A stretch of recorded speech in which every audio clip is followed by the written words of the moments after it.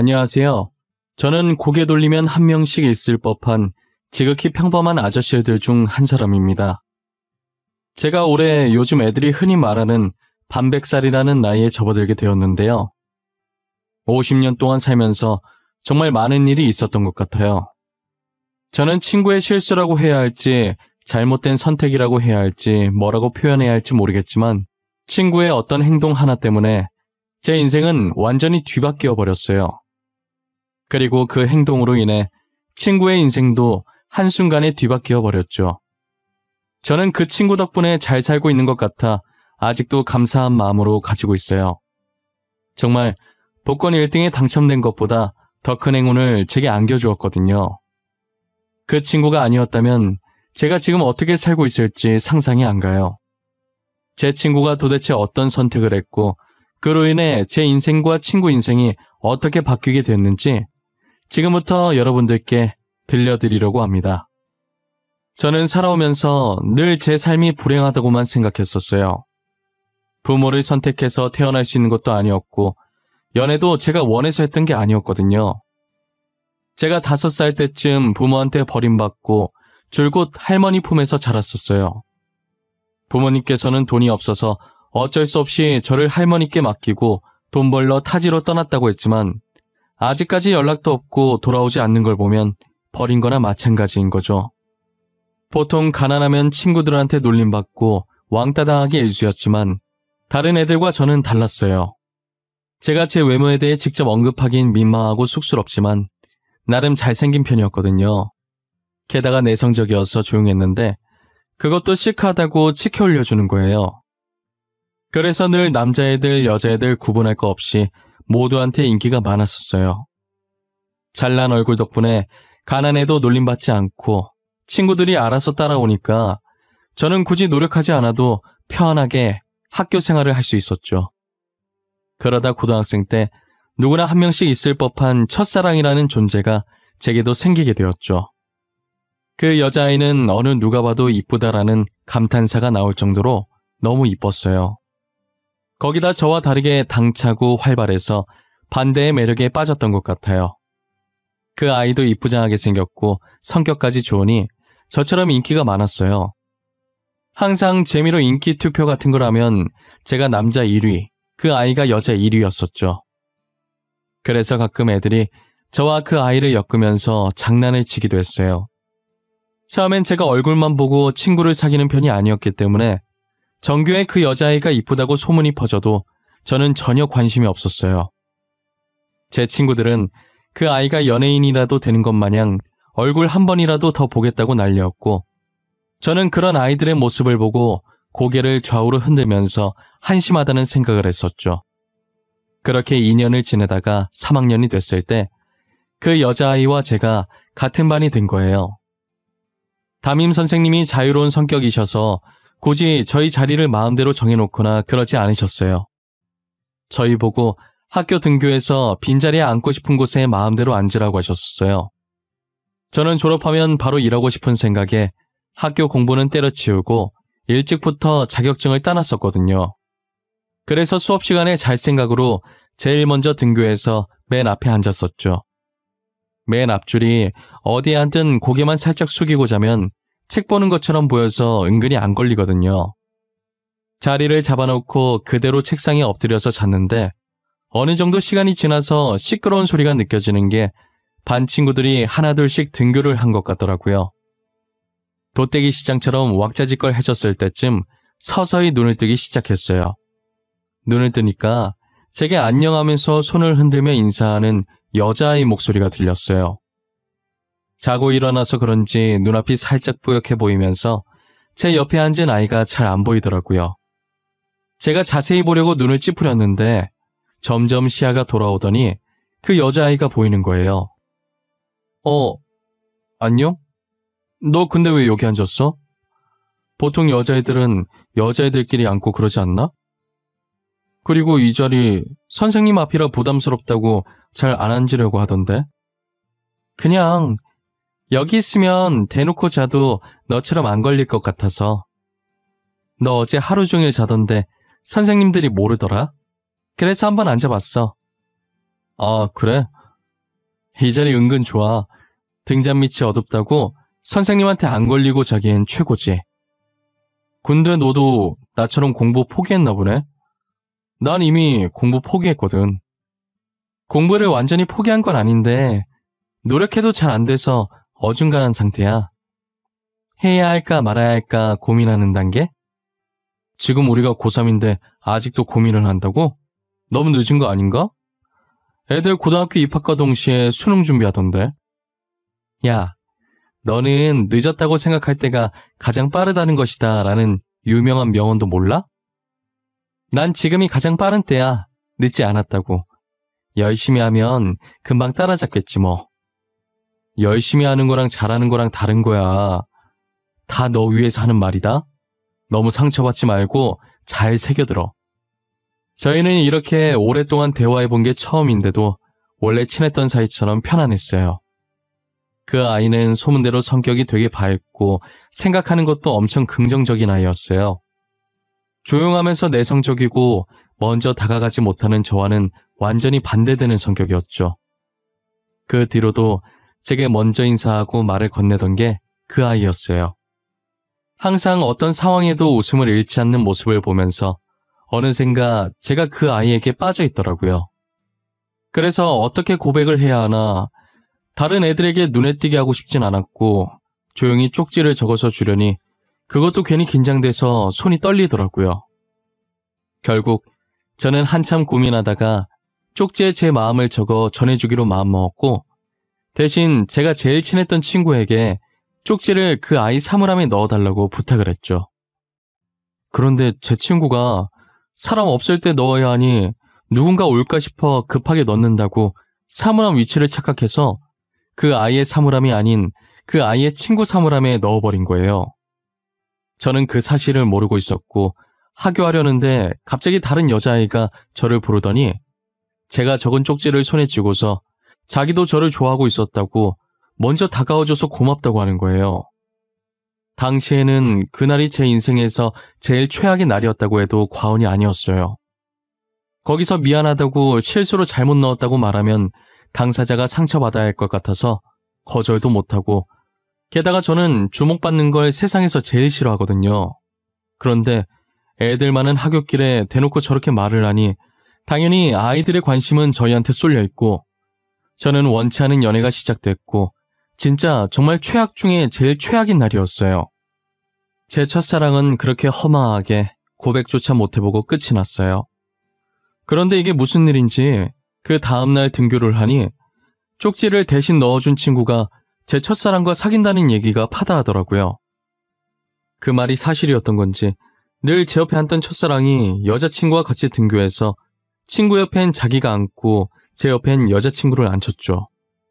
도저히 사태 파악이 안 될 뿐더러 어떻게 이런 상황이 올 수 있나 싶었어요. 저는 1교시가 마치고 쉬는 시간에 바로 친구를 조용한 곳으로 불렀어요. 이게 어떻게 된 거야? 너 소문대로 진짜 지훈이랑 사귀는 거야? 나 네 말 듣기 전까진 그 소문 안 믿어. 네가 직접 나한테 말해. 소문 맞아. 나 오늘부터 지훈이랑 사귀기로 했어. 너한테 말 못해서 미안하다. 그치만 내가 먼저 지훈이 좋아했어. 알잖아. 남학생들 지훈이랑 사귀고 싶어서 난리인 거. 너 쪽지 잘못 넣은 것도 일부러 그런 거지? 실수 아니었지? 네가 어떻게 나한테 이럴 수가 있냐? 어? 그냥 나한테 차라리 말을 하지 그랬어. 미안하다. 그래도 난 네가 오해라고 말할 줄 알았어. 그런데 이렇게 쉽게 받아줄 줄 알았겠냐? 그리고 네가 언제 좋아했든 우리보다 한참 늦게 지훈이 짝사랑한 거야. 그러니까 포기해. 여자친구도 있잖아. 알고 보니 제 친구가 그 아이를 좋아해서 일부러 다른 아이의 사물함에 제 쪽지를 넣은 것이었어요. 제일 친하다고 생각했던 친구가 어떻게 이렇게 뒤통수를 칠 수 있는지 모르겠어요. 차라리 저한테 솔직하게 말했다면 제가 알아서 포기했을 텐데 왜 이렇게까지 하는지 이해가 안 갔죠. 한동안은 친구한테 정말 화가 나고 제 옆자리에 앉은 여자친구를 보면 답답함에 한숨부터 나오고 부모한테도 버림받고 이젠 연애도 마음대로 못하냐고 내 인생은 왜 이 모양 이 꼴이냐며 한탄했었죠. 하지만 제가 한탄했던 게 무색할 정도로 여자친구는 정말 좋은 사람이었어요. 첫사랑과는 완전 반대의 성격이었고 오히려 저와 비슷하게 엄청 조용한 성격이었죠. 저희가 무심코 지나치는 꽃이나 나비 같은 생명 하나하나도 소중하게 여기던 아이였어요. 그런데 분명히 제 기억으론 저와 사귀기 전엔 여자친구가 남 눈치 봐가면서까지 조용하진 않았거든요. 정말 조용하다 뿐이지 할 말은 다 하고 살았던 걸로 기억한단 말이에요. 이상하게 저와 사귀고 나서부터 하굣길에 어떻게 나한테 말을 걸 생각을 했을지 싶을 정도로 제게 말도 못하고 늘 우물쭈물한 태도를 보여서 한 달 정도는 엄청 답답해했어요. 왜 그런 건가 싶었는데 여자친구는 저랑 반대로 되게 다정한 부모님 밑에서 사랑받고 자란 아이였거든요. 저희가 사귀기 전 어쩌다 교무실 갈 일이 생겨서 갔다가 우연히 제 가정사를 듣게 됐나 봐요. 그 뒤로 저를 너무 좋아하는 마음에 혹시나 저한테 말실수라도 할까봐 그게 제 마음을 다치게 할까봐 배려한 것이었다는 걸 알게 되었죠. 저를 배려하고 있었다는 걸 알게 되고 나서 저는 여자친구에게 어떤 말을 하든 괜찮다고 가족 얘기든 뭐든 하고 싶은 말 있으면 괜히 내 눈치 보지 말고 편하게 하라고 했어요. 그 뒤로 여자친구는 전보다는 말도 잘하고 장난도 어느 정도 치기 시작하더라고요. 아직도 가끔 본인 가족 얘기를 할 때는 조심스러운데 이젠 그런 조심스러운 모습도 사랑스럽게 보였어요. 한편으론 눈치 안 봐도 되는데 괜히 제가 눈치 보게 만든 것 같아서 미안하기도 했죠. 저는 졸업할 때까지 여자친구와 별탈 없이 잘 만나고 졸업 후 바로 취업해서 어느 정도 자리 잡았을 때 이른 나이에 결혼까지 하게 되었어요. 나름 이름 있는 회사에 들어가기 위해 그 회사와 관련 자격증은 미리 학생 때 다 따놨었어요. 원래라면 고졸은 갈 수 없는 회사지만 1년에 딱 한 번 고졸 채용이 있어서 지원했는데 제가 가지고 있는 자격증들 덕분에 바로 합격할 수 있었죠. 아내는 결혼을 했어도 고등학생 때 그 모습 그대로였어요. 늘 저를 먼저 위해주고 결혼 전 할머니께서 세상을 떠나셨을 때도 옆에서 같이 슬퍼해주고 이제 남은 가족이 없는 제게 유일한 가족이자 제 편이 되어준 사람이죠. 제가 몇 년 동안 잘 다니던 회사를 갑자기 그만두고 나와서 사업을 하겠다고 했을 때도 싫은 소리 한 번 안 하고 자기도 일하고 있으니 도와주겠다고 제 앞길을 응원해줬어요. 지금 생각해보면 무슨 배짱으로 그랬는지 아내에게 참 미안해요. 저는 처음에 회사 나와서 그동안 모아둔 돈과 퇴직금으로 옷사업을 했었어요. 초반엔 매출이 좀 있나 싶었는데 오픈빨이 빠지니 금세 적자가 나버리더라고요. 이대로 계속 미련 못 버리면 빚덩이에 앉겠다 싶어서 제가 투자했던 돈이 다 떨어져 갈 때쯤 손을 뗐어요. 가게를 팔고 집으로 돌아왔는데 현관에 있던 거울 속 제 모습이 그렇게 한심해 보일 수가 없었어요. 뭘 믿고 회사를 박차고 나왔나 후회도 했고 아내를 볼 면목이 없었어요. 다시 가난했던 그때로 돌아가 버리는 게 아닐까 걱정도 많이 했어요. 제가 사지 멀쩡한데 아내가 벌어온 돈으로만 살 수는 없는 노릇이었죠.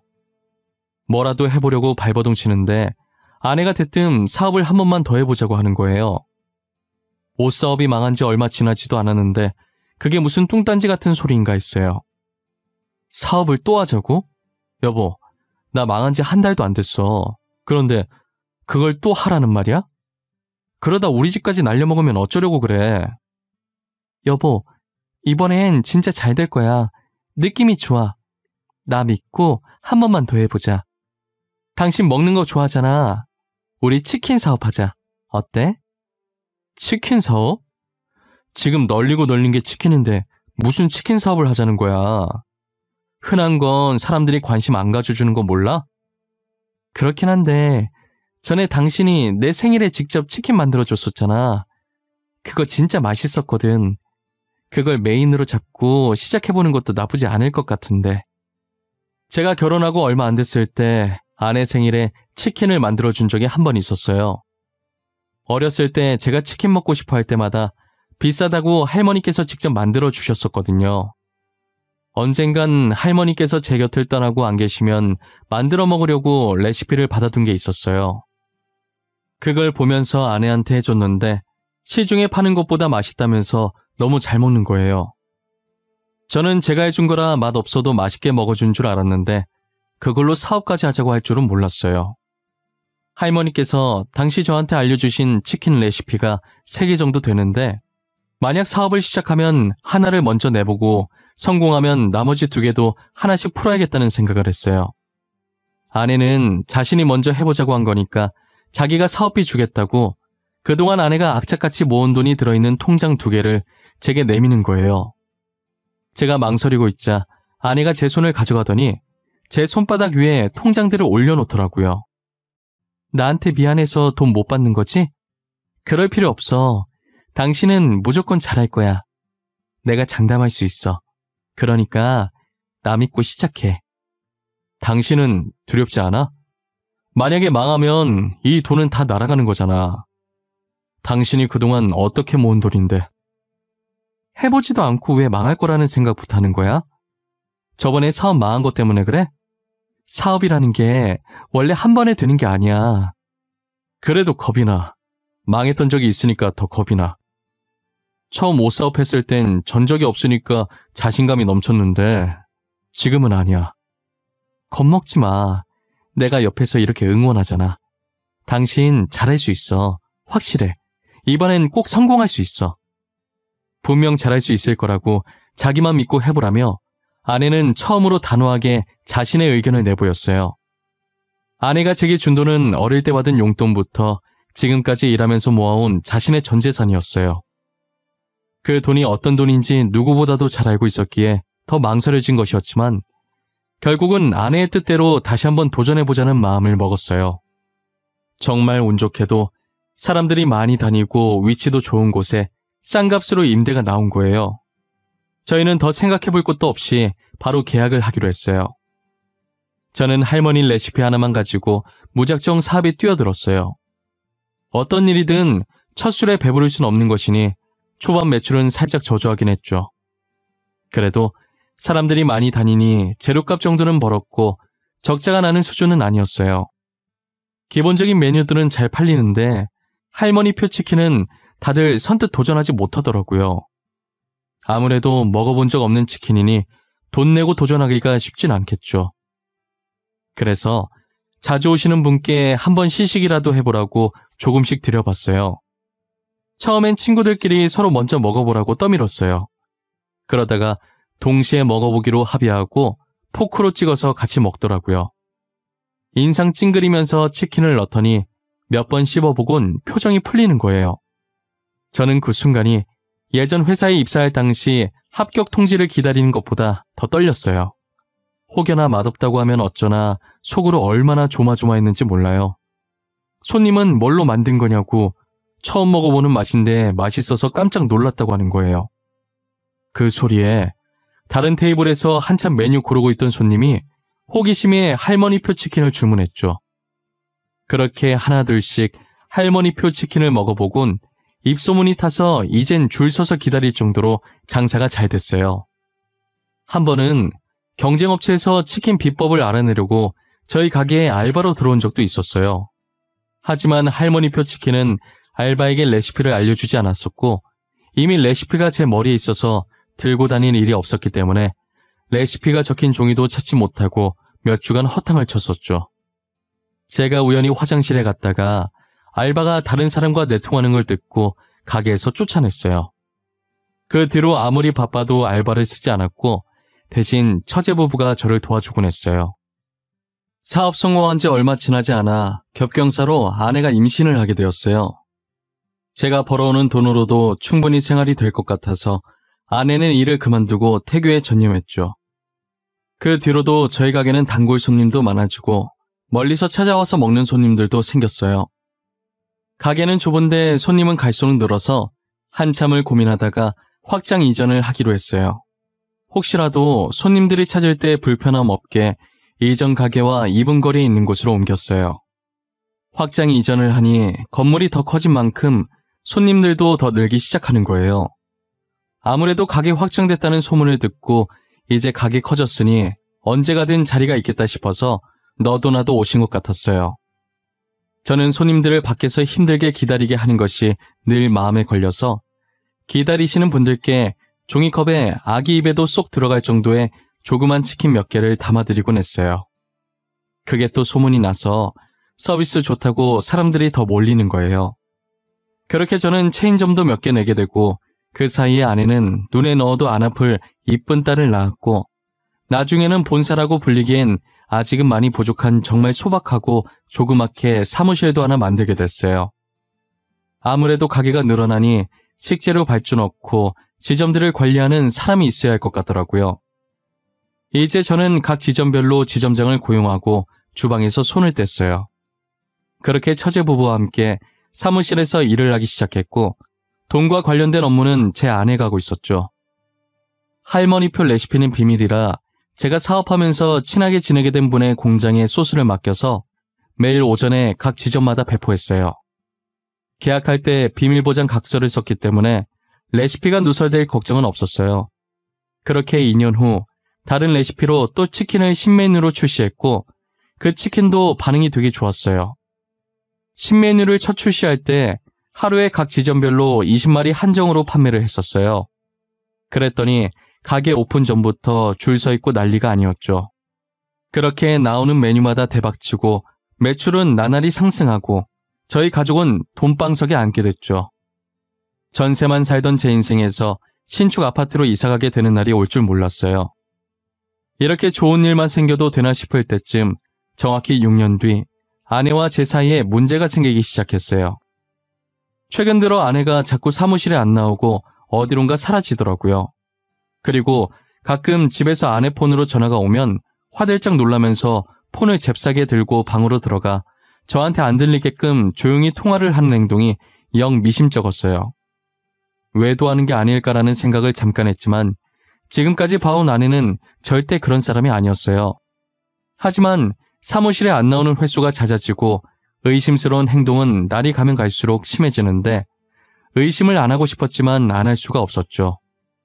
아내가 다른 방에서 몰래 통화를 하고 있길래 들어봤는데 한 남자의 이름이 거론되는 거예요. 그런데 어디서 많이 들어본 이름인데 도통 기억이 나질 않더라고요. 누구 이름인지 생각하고 있던 와중에 아내가 전화를 끊으려는 것 같길래 아무렇지 않은 척 소파로 가서 TV 보는 척을 했어요. 대충 통화 내용이 다음 날에 만나자는 말 같아서 몰래 아내를 뒤따라가기로 마음먹었죠. 저는 평소처럼 아내에게 사무실에 간다고 말하고 주차장 구석탱이로 차를 옮겨서 지켜보고 있었어요. 곧이어 아내가 주차장으로 내려와 본인 차를 몰고 주차장을 빠져나가더라고요. 저는 혹여나 놓칠세라 곧바로 그 뒤를 쫓았어요. 한 카페 앞에 차를 정차하더니 이내 카페 안으로 들어가서 한 남자를 만나는 걸 목격했어요. 위치가 비스듬해서 남자 얼굴은 잘 보이지 않았고 아내의 얼굴만 정면으로 보였어요. 아내는 남자를 보자마자 울었는지 그 남자가 아내 눈물을 닦아주더라고요. 그리고 아내 어깨를 토닥이는데 저는 그 장면을 휴대폰으로 담기 시작했어요. 그 둘 사이에 어떤 절절한 사연이 있는지는 모르겠지만 꽤나 다정해 보이는 모습에 화가 났어요. 돈이 많아지니 이제 나보다 더 잘난 다른 남자가 눈에 들어오는 건가 싶고 저 남자랑은 얼마나 만났고 얼마나 사랑하는 건지 오만 가지 생각이 다 들더라고요. 혹시나 집에 다른 증거들이 있을까 싶어서 그들이 일어나기 전에 제가 먼저 집으로 차를 돌렸어요. 아내의 옷장부터 침대 옆 협탁 서랍 그리고 아내 화장대 서랍을 뒤졌죠. 아내 화장대 서랍 마지막 칸을 여는데 이상한 서류 봉투가 있더라고요. 제가 그 봉투 안에 있던 종이를 꺼낸과 동시에 현관문 비밀번호를 입력하는 소리가 들리는 거예요. 아내가 들어오기 전에 빠르게 종이를 훑어보는데 유전자 검사 결과지더라고요. 설마 딸이 내 친딸이 아닌가 싶어서 검사 대상자의 이름을 봤는데 아내의 통화 속 그 남자 이름과 제 이름이 나란히 있었어요. 그리고 검사 결과에 그 두 사람의 친자 관계가 인정된다는 글이 적혀 있더라고요. 입을 벌리고 이게 다 무슨 소리인가 경악에 차 있을 때 아내가 와서 종이를 낚아채는 거예요. 저는 입 벌린 그대로 천천히 고개를 돌려 아내를 쳐다봤어요. 여보, 혹시 이거 봤어? 안에 내용 다 읽은 거야? 아니, 사실은 내가 오늘 당신한테 다 말하려고 했는데 이거 내 유전자 검사 결과지던데 뭐야? 당신 나 몰래 뭐 하고 다닌 거야? 혹시 이거 조작해서 나한테 숨겨진 애 있다는 핑계로 이혼해서 다른 남자랑 살려고 했던 거야? 그게 무슨 말이야. 다른 남자라니. 내가 다른 남자가 어디 있다고 그래. 나 당신 말곤 다른 사람 남자라고 생각해 본 적도 없어. 진짜야. 내가 오늘 똑똑히 봤어. 증거 사진까지 있다고. 내가 직접 보여줘야 바른 대로 말할래? 여기 봐. 당신 맞잖아. 당신 왜 이 사람 보고 울었는데? 누군데 이 사람이 당신 눈물 닦아주고 있는 건데? 그런 거 아니야. 그 사람 당신 아버지야. 당신 어릴 때 할머님한테 맡기고 도망가셨던 친아버지라고. 알고 보니 그동안 아내가 계속 사무실 비웠던 게 다른 남자 만나려고 그런 게 아니라 어렸을 때 저를 할머니께 맡기고 도망갔던 부모님을 찾고 있었던 거였어요. 제가 카페에서 본 아내 눈물 닦아주던 사람도 제 친아버지셨던 거고요. 그리고 그 유전자 결과지도 저와 제 친아버지의 유전자 검사였어요. 저는 그것도 모르고 아내가 외도했다고 의심한 게 너무 미안해서 눈물이 멈추질 않는 거예요. 아내는 괜찮다고 자신이 말 안 했으니 당연히 그런 오해할 수 있는 거라고 너무 미안해하지 말라고 저를 다독여주는 거예요. 제가 항상 처가댁에 가면 아내와 장인, 장모님의 사이좋은 모습에 티는 안 내도 내심 부러워했었거든요. 제 곁엔 아내밖에 없지만 아내는 제가 없어도 든든한 부모님이 옆에 계시니까요. 근데 그걸 아내가 눈치채고 있었는지 안쓰러운 마음에 제 부모님을 찾아주고 싶었다더라고요. 그리고 운명이라는 게 진짜 있는 건지 제가 아버지 이름을 처음 듣고 익숙하다고 했었잖아요. 왜 익숙한가 했더니 아버지께서 저희 회사랑 협업하고 있는 공장 대표셨어요. 저랑 직접 만나서 계약까지 했는데 세월이 많이 흘러서 서로 못 알아보고 있었던 거죠. 저는 5살 때 할머니한테 맡겨졌으니 당연히 기억을 못했고 아버지께서는 오랫동안 저를 못 봤으니 제 어릴 때 얼굴을 기억을 못하고 계셨던 거예요. 이름만 기억하고 계셨는데 저랑 계약하면서 자신의 아들 이름이랑 똑같다는 생각을 잠깐 하셨었대요.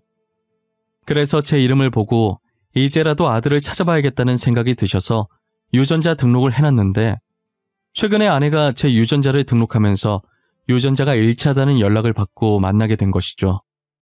아버지께서는 더 빨리 찾았어야 했는데 너무 늦게 찾아서 미안하다며 눈물을 보이셨어요. 저는 이제라도 다시 만났으니 괜찮다고 하면서 아버지를 달래다가 같이 울어버렸네요. 아내도 제 뒤에서 저희 모습을 보고 조용히 눈물을 훔치고 있었어요. 셋이서 30년 동안 못했던 얘기들을 한참 하다가 아버지께서 전화를 받으시더니 다음에 어머니와 함께 오겠다고 하시면서 먼저 자리를 뜨셨어요. 저는 아내의 손을 꼭 잡고 연신 고맙다는 말만 반복했어요. 아내는 이제라도 가족을 만나서 다행이라고 앞으로 행복할 날만 남은 것 같다고 했죠. 그러다 문득 사물함에 쪽지를 잘못 넣어준 친구 생각이 나더라고요. 여보, 나는 요즘 당신이랑 결혼해서 참 다행이라는 생각을 해. 사실 당신 사물함에 넣었던 쪽지 말이야. 다른 애한테 넣으려던 거 친구가 당신 사물함에 넣은 거거든. 아, 거기에 또 숨은 비밀이 하나 있지. 아마 당신이 알면 놀랄걸? 그거 서기훈이랑 나랑 짜고 친 거야. 걔가 지훈이 좋아했고 내가 당신 좋아했거든. 뭐? 둘이서 짜고 친 거라고? 아니, 어떻게? 이게 뭔 말이야? 나한테 자세히 말해봐봐. 당신이 서기훈한테 먼저 쪽지 주고 사람 없을 때 넣겠다고 2시간 뒤에 넣었잖아. 그래서 내가 몰래 서기훈한테 그 쪽지 나한테 넣으라고 했어. 지훈이랑 잘 되게 해주겠다고 하면서. 알고 보니 고등학생 때 쪽지 사건의 전말이 친구와 아내가 짜고 친 고스톱이었어요. 친구는 제 첫사랑을, 아내는 저를 짝사랑하고 있었고 둘의 모종의 거래가 있었던 거죠. 그리고 그날 저녁에 바로 친구와 제 첫사랑이 이어질 수 있게 작업을 쳤던 거고요. 그런데 아내도 제가 자기랑 연애할 줄은 몰랐었대요. 쪽지 잘못 넣은 거라고 할 줄 알았는데 사귀게 되니 처음엔 꿈인 줄 알았다더라고요. 그래도 저희가 어떻게 만났든 아내를 만나게 도와준 친구에게 너무 고마웠어요. 옛날 얘기하니까 저와 아내는 그 둘의 근황도 궁금해지더라고요. 건너 근황을 알게 됐는데 둘은 저희보다 더 오래 연애했는데 연애하면서 헤어지고 다시 만나기를 반복하다가 어찌저찌 결혼까지 갔었나 봐요. 첫사랑이 이쁘고 성격이 좋아서 인기가 많다고 했었잖아요. 저는 인기가 많았어도 아내 한 명만 바라봤었는데 첫사랑은 저와 반대로 이 남자도 만났다, 저 남자도 만났다, 한마디로 얼굴값을 하고 다닌 거죠. 친구와 첫사랑 사이에 애까지 있었는데 결국 애는 친구가 키우기로 하고 이혼을 했다더라고요. 친구는 그날 제 쪽지를 아내 사물함에 넣은 것에 대해 두고두고 후회하고 있다고 해요. 이제 와서 후회해봤자 이미 일은 벌어졌고 이게 다 자업자득인 거죠. 그리고 첫사랑은 돈 많은 남자랑 재혼했다가 최근 또 이혼을 했다는 소식을 들었어요. 감히 제가 예상해보는데 그 아이는 앞으로 재혼과 이혼을 반복할 것 같다는 생각이 들어요. 언젠가는 그게 다 자기 업으로 돌아와서 부메랑 맞는 날이 오지 않을까 싶네요. 하루빨리 정신 차렸으면 하는 마음이 커요. 저는 지금 아내와 딸과 함께 너무너무 행복한 하루를 보내고 있어요. 앞으로도 저희 가족 앞에 이렇게 행복한 일만 가득했으면 좋겠어요. 여러분들 앞에도 저희처럼 행복한 날들만 가득했으면 좋겠네요. 제 긴 이야기 들어주셔서 감사합니다.